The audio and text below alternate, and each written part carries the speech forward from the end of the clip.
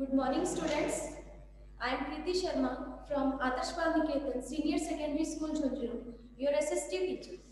Today we will discuss again our civics chapter 1.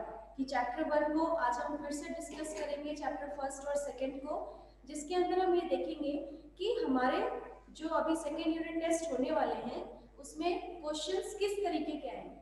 तो सबसे पहले हमारे जो क्वेश्चंस हैं वो है मल्टीपल चॉइस क्वेश्चंस। ठीक है, तो जैसा कि ऑब्जेक्टिव आपके एक्सरसाइज में दी गई है और पूरा थ्योरी चैप्टर्स है, तो आपको लग रहा होगा कि कैसे ऑब्जेक्टिव बनेंगे।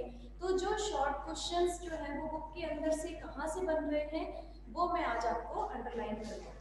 ठीक है, तो चलिए अपना फर्स्ट चैप्टर निकाल लीजिए।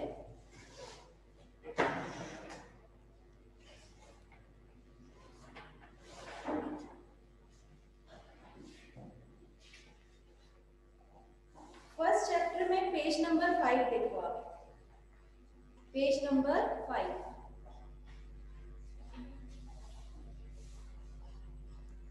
इसमें कल हमने देखा था कि कॉन्स्टिट्यूशन का चैप्टर है, तो अगर कॉन्स्टिट्यूशन का चैप्टर है तो सबसे पहला क्वेश्चन तो हमारा यही बन जाता है कि व्हाट इज कॉन्स्टिट्यूशन। अगर हम शॉर्ट क्वेश्चन देखते हैं तो उसमें सबसे पहला क्वेश्चन बनता है हमारा व्हाट इज कॉन्स्टिट्यूशन। ठीक है, इसके बाद में देखो आप पेज नंबर 5 पर साइड में एक पैराग्राफ दिया गया है छोटा। ठीक है, जिसको हम देखते हैं इन 1934 मिला आप लोगों को। Yes ma'am.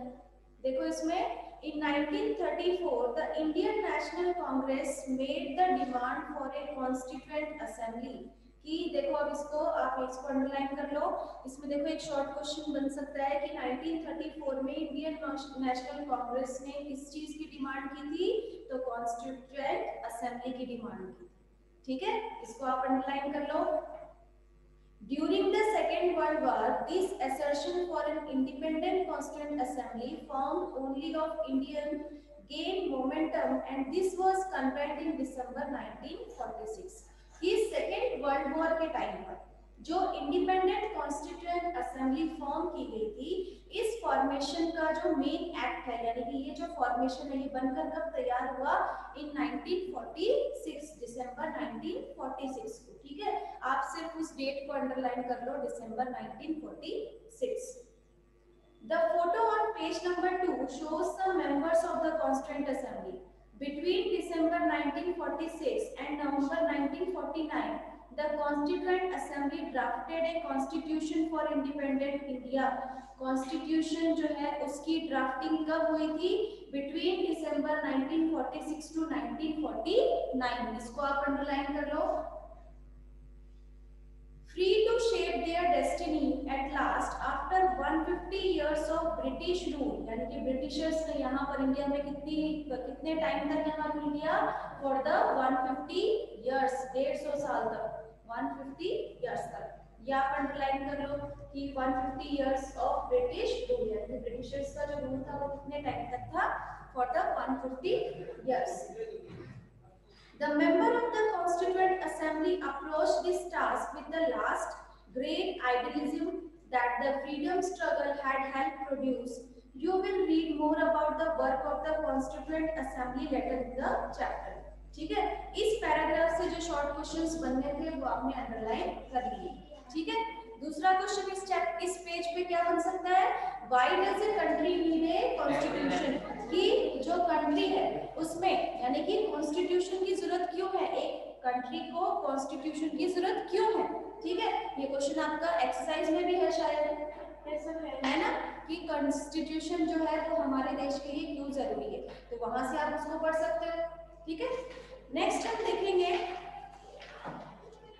पेज नंबर 6 पर। देखो द कंट्री ऑफ नेपाल, वही साइड वाला जो शॉर्ट पैराग्राफ है जिसमें से हम शॉर्ट क्वेश्चन देख सकते हैं, वो पैराग्राफ देखो। The country of Nepal was witness several people struggle for democracy. कि जो नेपाल जो कंट्री है वो उन लोगों ने भी काफी टाइम तक स्ट्रगल किया फॉर डेमोक्रेसी के लिए, आजादी के लिए। There was a people's struggle in 1990 that established democracy that lasted for 12 years until 2002. यानी कि ये जो people's struggle जो कि 1990 में शुरू हुआ and it completes until 2002. In October 2002, King Gyanendra sitting the Maoist uprising in the countryside as his reason began taking over different aspect of the government with the army assistance. King Gyanendra जो है उन्होंने जो कि क्या कर रहे थे country side जो नेपाल है वहां से वो क्या कर रहे थे अलग अलग रूलिंग पार्टी जो है उसकी मेजोरिटी से यानी कि वो क्या चाहते थे वहां एक डेमोक्रेटिक कंट्री बनाना चाहते थे. The king then finally took over as the head of the government in February 2005. In November 2005, the Maoists joined after political party to sign a 12-point agreement. This agreement signaled to the larger public an imminent return to democracy and peace. In 2006, this people's movement for democracy began gaining immense force. It repeatedly refused the small concession that the king made, and finally in April 2006, the king restored the third parliament and asked the political parties to form a government. And in 2008, Nepal became a democracy. तो इसके अंदर देखो इस paragraph के अंदर सिर्फ आपको किस चीज को ध्यान में रखना है कि नेपाल जो है वो डेमोक्रेटिक जो है वो कब बना इन 2008. इसको आप अंडरलाइन कर लो इन 2008 में. उससे पहले किंग और नेपाल के जो लोग थे वहां के जो पीपल थे उनके बीच में एक स्ट्रगल चल रहा था जिससे वो क्या चाहते थे वहां पर एक डेमोक्रेटिक गवर्नमेंट बनाना चाहते थे और वहां उसको आजादी जो है वो कब मिली 2008 के अंदर. ये स्ट्रगल कब से चल रहा था और फ्रॉम 1990 से.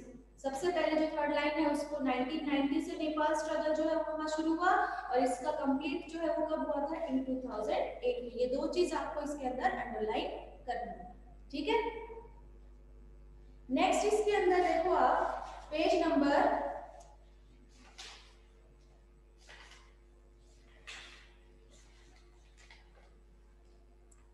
10 पर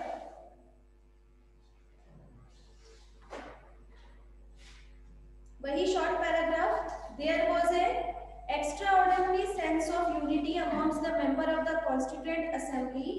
Each of the provision of the future constitution was discussed in great detail and reached an agreement through consensus. The above photo says Sardar Vallabhbhai Patel, a prominent member of the constituent assembly. यानी constitution assembly का जो prominent member जो थे वो कौन थे सरदार वल्लभभाई पटेल. इसको आप अंडरलाइन कर लो. इसके बाद में पेज नंबर 11 पर देखो Babasaheb doctor Ambedkar is known as the father of the Indian constitution. Indian constitution का फादर किसको कहा जाता है डॉक्टर अंबेडकर को. Doctor Ambedkar believe that his participation in the constitution assembly help the schedule caste get some safeguard in the draft constitution. उन्होंने अपने participation को constitution assembly में जब वो थे तो वो सबसे ज्यादा उनका सपोर्ट किसको था शेड्यूल कास्ट के लोगों को. इसको आप अंडरलाइन कर लो कि वो किसके सपोर्टर थे जो ST caste SC ST caste से जो बिलोंग करते हैं उनके सपोर्टर थे. ठीक है. आपको अंडरलाइन करना है डॉक्टर अंबेडकर से और शेड्यूल कास्ट से लेकर ड्राफ्ट कॉन्स्टिट्यूशन तक. ठीक है. फिर है but he was also stated that although the laws might exist, scheduled caste still had reason to fear because the administration of these laws were in the hand of caste Hindu officer.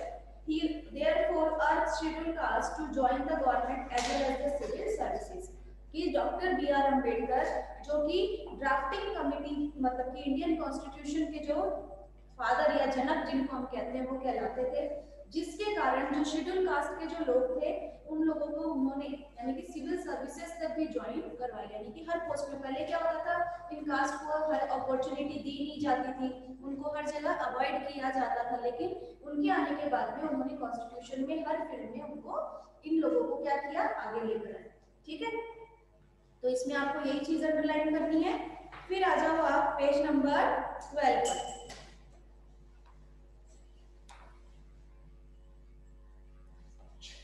When the constitution constituent assembly adopted the principle of universal adult franchise, यानी constituent assembly में सबसे main important चीज क्या है, universal adult franchise. इसका क्या मतलब होता है कि जो 18 इयर्स अबव जो पीपल हैं उनको वोट करने का अधिकार है, ठीक है। यूनिवर्सल एडल्ट फ्रेंचाइज जिसका मतलब होता है जो 18 इयर्स अबव है वो वोट कर सकते हैं। और पिछली वाले क्वेश्चन में था, है ना, ठीक है। जो अबव 18 इयर्स हैं उनको वोट करने का अधिकार है, इसका मतलब होता है यूनिवर्सल एडल्ट फ्रेंचाइज।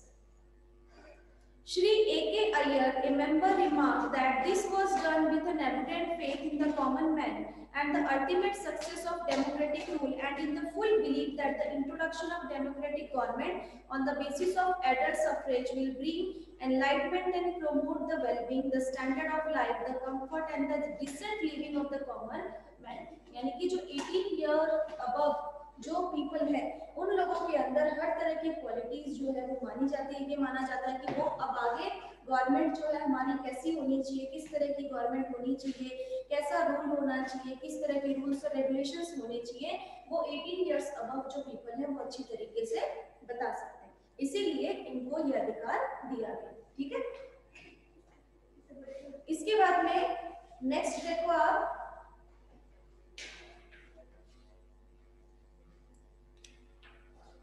एक तो आपके बुक में जैसे पेज नंबर 13 पर भी दिया गया है, और इससे पहले तो कोई पैराग्राफ है नहीं अलग से।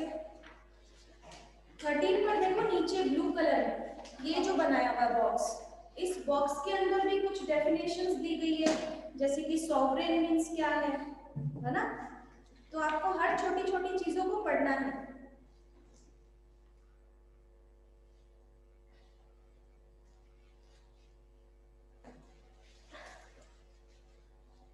और एक आपके फंडामेंटल राइट्स जो हैं वो इस पेज पर यहाँ दिए हुए हैं, ये फंडामेंटल राइट्स भी आपको पढ़ने हैं। मैम सिर्फ नाम या फिर ये नहीं एक्सप्लेनेशन मैंने आप लोगों को बताया भी था इसमें आपको, तो फिर से देख लो अगर आपको नहीं समझ में आया तो। पेज नंबर 14 पर देखो, right to equality, fundamental rights का मैंने बताया था।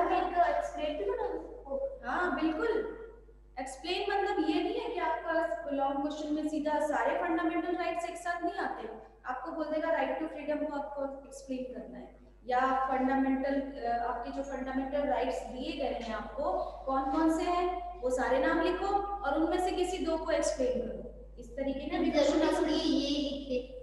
यही लिखे, मतलब लैंग्वेज यही लिखे नहीं, लैंग्वेज ये जरूरी नहीं है, लेकिन क्या है कि फंडामेंटल राइट्स तो यही है, हेडिंग यही रहेगी, इसको आप चेंज नहीं कर सकते। आप सोचोगे यार राइट टू फ्रीडम की जगह लिख देते हैं right to study, right to play, वो आपके फंडामेंटल राइट्स तो है नहीं है ना, आपको टॉपिक यही लिखना पड़ेगा, अंदर आपको इससे रिलेटेड मैटर ही लिखना है, अलग आप कुछ नहीं लिख सकते, ठीक है ना।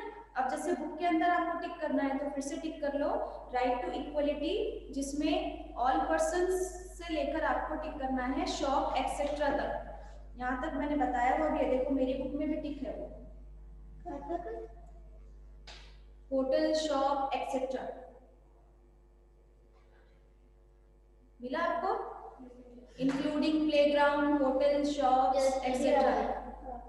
फिर राइट टू फ्रीडम है, ये आपको पूरा करना है, राइट अगेंस्ट एक्सप्लॉयटेशन है, ये आपको पूरा करना है, फ्रीडम ऑफ रिलीजन पूरा करना है, और एजुकेशनल राइट पूरा करना है, कॉन्स्टिट्यूशनल रेमेडीज पूरा करना है। क्योंकि शॉर्ट क्वेश्चंस में ये नहीं आते हैं, ये लॉन्ग क्वेश्चन है, और लॉन्ग क्वेश्चन में ये अगर 4 नंबर का 5 नंबर का क्वेश्चन आता है तो आप इसको पूरा एक्सप्लेन करोगे तभी आपको मार्क्स मिलेंगे, ठीक है। अगर ये ऐसे पूछा जाए ना कि what are your fundamental rights, तब आपको नाम पूरे लिखने हैं, 6 के 6 पूरे नाम लिखने हैं, लेकिन अगर कहता है कि आपको एक्सप्लेन करना है कोई किसी भी दो को, किसी भी वन को, तब आप उसको इनमें से किसी भी एक को लेकर एक्सप्लेन कर सकते हैं, ठीक है। फिर नेक्स्ट देखो आप, एक आपकी जो ग्लॉसरी दी गई है चैप्टर्स में, ये लास्ट में, इन ग्लॉसरीज को भी आपको पढ़ना है, चाहे तो आप इस डेफिनेशन को जो आपको लगता है कि बहुत बड़ा हो गया है तो आप उसको कुछ सेंटेंस उसमें से, कुछ वर्ड आप उसमें से कम कर सकते हो, बाकी आपको ये ग्लॉसरीज पढ़नी पड़ेगी, ठीक है। तो यह हो गया आपका फर्स्ट चैप्टर। अब चलो सेकंड चैप्टर, सेकेंड चैप्टर के कुछ एक्स्ट्रा क्वेश्चंस भी मैंने कल नोटबुक देखी थी, उसमें वो एक्स्ट्रा क्वेश्चंस नहीं थे, आप लोगों ने किए नहीं थे मैडम, ये थे बाद में लास्ट में किए हैं। अच्छा, तो जैसे कि सबसे पहला क्वेश्चन तो यही बन जाता है, व्हाट इज सेक्युलरिज्म चैप्टर के अंदर, ये मैंने बताया भी था आपको। फिर दूसरा question, why is it important to separate religion from the state, ये पैराग्राफ के अंदर मैंने आपको अंडरलाइन करवाए थे कि ये रिलीजन और स्टेट दोनों को अलग अलग रखना है, यानी कि स्टेट है, गवर्नमेंट है, उसको रिलीजन से कोई मतलब नहीं है, रिलीजन है तो वो अपने अकॉर्डिंग अपने गवर्नमेंट के रूल्स को फॉलो करते हुए अपने रिलीजन को वो फॉलो कर सकते हैं, है ना। तो स्टेट और रिलीजन दोनों क्या है, अलग अलग मैटर है।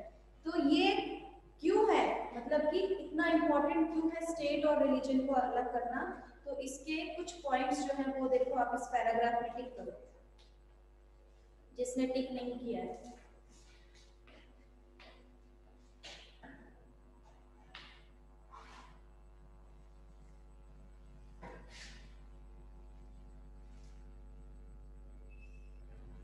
The most important aspect of secularism, first line से ही देखो, the most important aspect of secularism is its separation of religion from state power. This is important for a country to function democratically, ये आपका first point हो गया, this is से लेकर democratically तक ये आपका फर्स्ट पॉइंट बन गया, ठीक है। इससे पहले वाली जो लाइन अभी मैंने लिखवाई है, आपको अंडरलाइन करवाई है, वो आपकी हेडिंग होगी, ठीक है। आया समझ में, नहीं लिख रखा है तो जिसने भी, तो वो इसको लिख लेना, तब आपको समझ में आएगा ये अच्छे से। द मोस्ट से लेकर स्टेट पावर तक, ये तो आपकी हेडिंग हो गई। फिर आपका फर्स्ट पॉइंट हो गया, दिस से लेकर फंक्शन डेमोक्रेटिकली तक,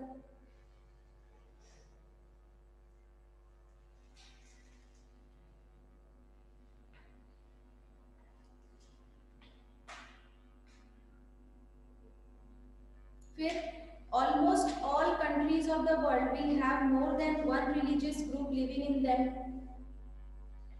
सेकेंड पॉइंट हो गया। थर्ड पॉइंट हो गया, if this majority religious group has access to, मिला आपको? Yes ma'am.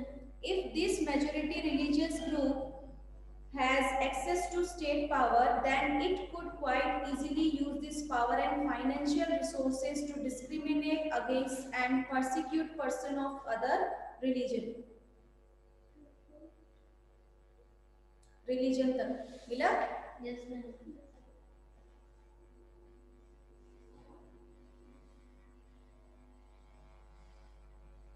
फिर any form of domination based, Yes ma'am. any form of domination based मिला? any कॉर्नर पे लिखा हुआ है एकदम, मिल गया? any form of domination based on religion is in violation of the rights that a democratic society guarantees to each and every citizen irrespective of their religion,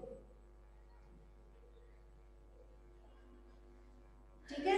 इसके बाद में therefore the tyranny of the majority and the violation of fundamental rights that can result is one reason why it is important to separate से लेकर democratic societies तक आपको टिक करना है। ये आपके 5-6 पॉइंट हो गए ना, तो ये आपका एक लॉन्ग क्वेश्चन तैयार है।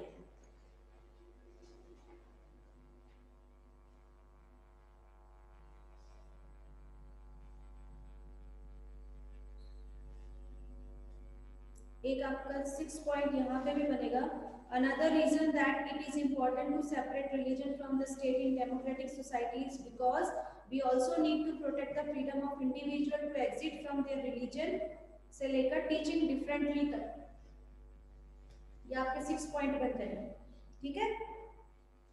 फिर नेक्स्ट पेज पर देखो, page number 21, what are the objectives, सबसे पहला क्वेश्चन था what is Indian secularism, इसका मतलब कि इंडियन सेक्युलरिज्म क्या है, the Indian constitution mandate that the Indian state be secular, कि इंडियन स्टेट जो है वो सेक्युलर है, तो वो इंडियन सेक्युलरिज्म कहलाती है। ये आपका व्हाट इज इंडियन सेक्युलरिज्म का आंसर है। उस कॉन्स्टिट्यूशन के अकॉर्डिंग सिक्युलर स्टेट के ऑब्जेक्टिव क्या है, क्या क्या मेन ऑब्जेक्टिव है, कौन कौन से पॉइंट्स हैं जिससे हम स्टेट को सिक्युलर बता सकते हैं। तो ये 3 पॉइंट्स हो गए आपके। ये आपने करवाया है एक्सप्लेन। हाँ हो गए ना।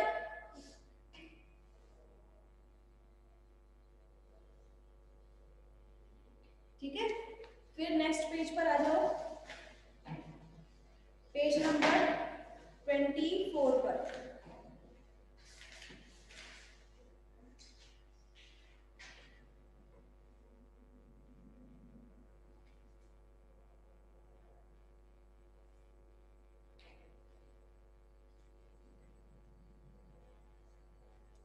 देखो इसमें ये जो साइड में दिया गया है छोटा सा paragraph, in the United states of America दिया हुआ है, most children is government school, यानी कि ज्यादातर बच्चे जो थे वो कहाँ पढ़ते थे, गवर्नमेंट स्कूल में। In have to begin their school day reciting the pledge of allegiance, यानी कि उन्हें अपने दिन की शुरुआत जो है वो किससे करनी होती थी, प्लेज बोलते हैं, जैसे आप लोग प्लेज वगैरह बोलते हैं। This pledge include the word under God, यानी कि ये जो प्लेज है वो शुरुआत उसका किससे होता था, अंडर गॉड, यानी कि हम भगवान के अंडर में हैं, यानी कि हम भगवान के अंडर में ही काम कर रहे हैं। It was established more than 60 years ago that government school students are not required to recite the pledge if it conflicts with their religious belief. Despite this, there have been several legal challenges objective to the phrase under God, saying that it violates the separation between church and the state that the First Amendment of the US Constitution guarantees. यानी कि वहां पर ये जो pledge है किसी American, मतलब कि अमेरिकन के अलग अलग जो स्कूल्स हैं सभी स्कूल के अंदर ये परमिशन नहीं है, कहीं पर भी मान लो कोई चर्च जाता है, कोई गुरुद्वारा जाता है, तो कोई अपने मॉस्क्यूज में जाता है, तो सब अपने अपने भगवान का नाम ले वहां पर। इसका मतलब अंडर गॉड यानी कि पर्टिकुलर वन गॉड हो गया, सबके लिए एक हो गया, है ना, और सब अपने अपने भगवान की वहां प्रार्थना करेंगे, तो प्लेज भी बहुत बड़ी हो जाएगी और उसके साथ साथ क्या होगा, वियोलेशन होगा, जो कि रूल बनाया गया था कि वहां पर पर्टिकुलर किसी रिलीजन के बारे में हमें नहीं कहना है। अब स्कूल के अंदर आप प्रेयर करते हो तो वो सबके लिए एक जैसा ही होता है ना, ये तो है नहीं कि कुछ बच्चों के लिए अलग होगी, कुछ बच्चों के लिए अलग होगी या सबके लिए अलग होगी, किसी रिलीजन को कोई इंपॉर्टेंस नहीं दी गई। गॉड मीन्स सब क्या है, उनके सामने इक्वल है, और भगवान जो है वो सबके लिए बराबर है। ठीक है, यही चीज बताई जाती है, तो वही सारी चीजें यहाँ पर दी गई है। तो इसमें आपको अंडरलाइन करने जैसा कुछ नहीं है। फिर पेज नंबर 25 पर देखो, ये भी मैंने कुछ इसमें करवाया था कि in February 2004 France passed a law banning students from wearing any conspicuous religion और पॉलिटिकल साइन और symbols such as Islamic headscarf, the Jewish skull और द लार्ज क्रिश्चियन क्रॉसेस। यानी कि फरवरी 2004 में फ्रांस जो है वहां पर एक लॉ बनाया गया था जिसके अंदर किसी भी स्टूडेंट्स को, यानी कि स्कूल के अंदर अगर बच्चा अगर जा रहा है और वो अगर कोई मतलब कि जो उनके साइन होते हैं, कई जो होते हैं टर्बन पहन के जाते हैं, कोई हेड स्कार्फ लगाता है या अलग अलग साइन पहनते हैं ना, कि हमारे तो ये पहनते हैं पूजा करते टाइम ये पहनते हैं, तो वो सारी चीजें वहां पहनती है ना। कई लोग जो क्रिश्चियन क्रॉस पहनते हैं, गले के अंदर जो क्रिश्चियंस होते हैं वो क्रिश्चियन क्रॉस पहनते हैं, तो ये सारी चीजें वहां पर बैन कर दी गई थी। कब की गई, इन फरवरी 2004 में। आप पेज नंबर 25 पर इसको टिक कर लो, इन फरवरी 2004 से क्रिश्चियन क्रॉसेस तक। ठीक है,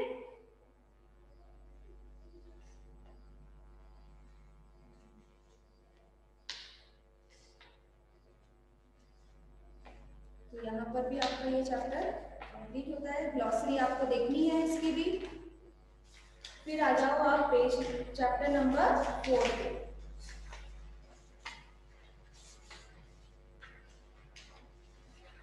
चैप्टर नंबर 4 पे पेज नंबर 44 देखो, इसके अंदर 2 एक्ट दिए गए हैं। एक तो दिया गया है roulette act,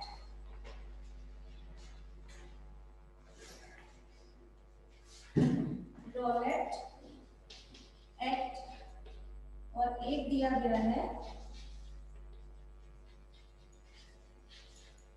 Jallianwala Bagh massacre. Massacre means क्या होता है, हत्याकांड। जलियांवाला बाग हत्याकांड आपने हिंदी में सुना होगा, है ना, तो उसके बारे में याद दिया है। तो another example of British arbitrariness was the Rowlatt Act which allowed the British government to imprison people. Rowlatt Act के अकॉर्डिंग ब्रिटिशर्स ने ऐसा रूल बनाया जिसके अंदर वो क्या कर सकता है, किसी भी पर्सन को जेल में डाल सकता है विदाउट एनी रीजन, बिना रीजन के। ठीक है, ये वो एक्ट है। ठीक है, तो आप यहाँ से अंडरलाइन कर लो रोलेट एक्ट किसे कहते हैं। The Rowlatt Act which allowed the British government to imprison people without the trial, यानी कि विदाउट ड्यू ट्रायल, यानी कि बिना किसी रीजन के ही उसको जेल में डाल दिया जा सकता है। Indian nationalist including Mahatma Gandhi were vehement in the opposition to Rowlatt bills. Despite the large number of protests, the Rowlatt Act came into effect on 10 March 1919. ये Rowlatt Act जो है ये कब आया, 10 मार्च 1919 को। इसको आप अंडरलाइन कर लो कि रॉलेट एक्ट जो है वो कब आया था, 10 मार्च 1919 को। In Punjab, protest against this act continued quite actively and on April 10, two leaders of the movement, Dr. Satyapal and Dr. Saifuddin Kichlu were arrested। यानी कि इस मूवमेंट को कंटिन्यू रखते हुए, यानी कि लोगों ने क्या किया, महात्मा गांधी जी के साथ में उन्होंने इसको अपोज किया मींस इसके अगेंस्ट में चले गए कि बिना किसी रीजन के आप किसी पर्सन को कैसे अरेस्ट कर सकते हो। लोगों ने क्या कर दिया, उसके खिलाफ जाने लगे। ठीक है, तो उस रीजन से दो पर्सन को अरेस्ट किया गया था। कौन कौन थे वो, अंडरलाइन करो, doctor Satyapal and doctor Saifuddin Kitchlew. ठीक है, to protest this arrest, a public meeting was held on 13 April at Jallianwala Bagh in Amritsar. ठीक है, उसके बाद में जब उनको अरेस्ट कर लिया गया, किसके लिए, रॉलेट एक्ट चल रहा था, उसमें दो पर्सन को अरेस्ट कर लिया गया। वो दो पर्सन के नाम अभी आपने अंडरलाइन किए। ये एक्ट कब हुआ, 10 मार्च 1919 को। जब उन दो पर्सन्स को अरेस्ट कर लिया गया, उनको बचाने के लिए लोगों ने क्या किया, एक मीटिंग ऑर्गेनाइज की। कहां पर, जलियांवाला बाग में। कहां है ये, अमृतसर में। ठीक है, अमृतसर कहां है, पंजाब। ठीक है, तो अमृतसर जलियांवाला बाग के अंदर मीटिंग ऑर्गेनाइज की गई थी, और वो भी कब, 1919 को, 13 अप्रैल 1919 को। ये मार्च में था, ये अप्रैल में आ गया।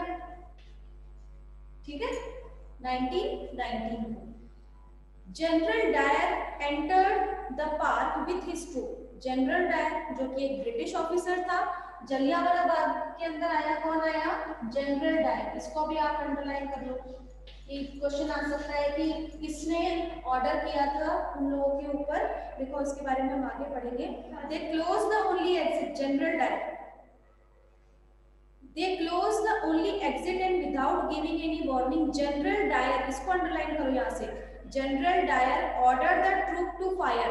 यानी कि जनरल डायर ने क्या किया, जैसे ही वो वहां उसके अंदर एंटर किया उस पार्क के अंदर, तो उसने क्या की, वहां पर ओपन फायरिंग का ऑर्डर दे दिया। किसने ऑर्डर दिया, जनरल डायर। और क्या किया था इसने, ओपन फायरिंग का ऑर्डर दिया। जब ओपन फायरिंग करवाई यहाँ पर, तो यहाँ पे काफी लोग जो क्या हो गए थे, मारे गए। So several hundred of people died in the gunfire and many more were wounded, including women and children। यानी कि कई लोग इसमें क्या हो गए थे, जख्मी हो गए थे, और कई लोग मारे भी गए थे।